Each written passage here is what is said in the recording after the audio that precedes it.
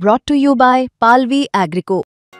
पालवी ॲग्रिको, भारताचा पहिला AI तंत्रज्ञानावर आधारित B2B आणि B2C ई-कॉमर्स प्लॅटफॉर्म. शेतीसाठी जे काही लागणार थेट तुमच्या बांधावर पोहोचणार, मोबाईलच्या एका क्लिकवर.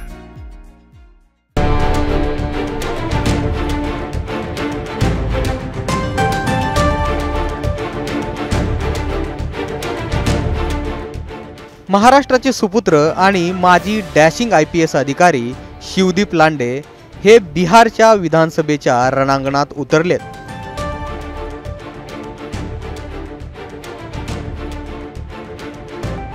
शिवदीप लांडे हे एक नाही तर 2 विधानसभा क्षेत्रामधून निवडणूक लढवणार आहेत. जमालपूर आणि अररिया विधानसभा क्षेत्रातून लांडे मैदानात उतरलेत. त्यांनी हिंद सेना नावाचा आपला पक्ष सुद्धा काढलाय. मात्र हा पक्ष यंदा रजिस्टर्ड झाला नसल्यामुळे ते अपक्ष मैदानात आहेत. याशिवाय त्यांना पाठिंबा देणारे आणखी काही उमेदवार सुद्धा बिहारच्या रणांगणात दिसून येणार आहेत.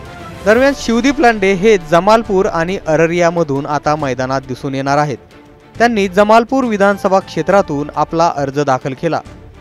यावेळेस मोठ्या प्रमाणात नागरिकांची गर्दी दिसून आली. भव्य रॅली काढत त्यांनी आपला अर्ज दाखल केलाय.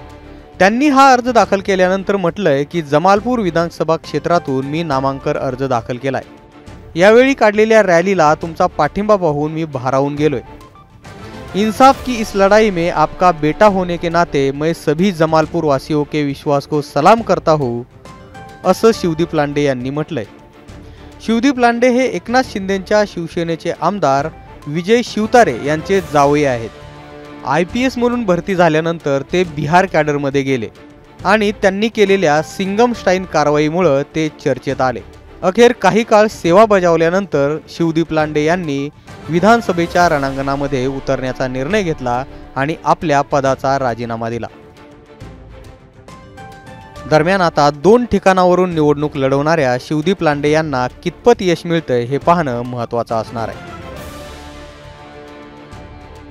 ब्युरो रिपोर्ट, मुंबई तक.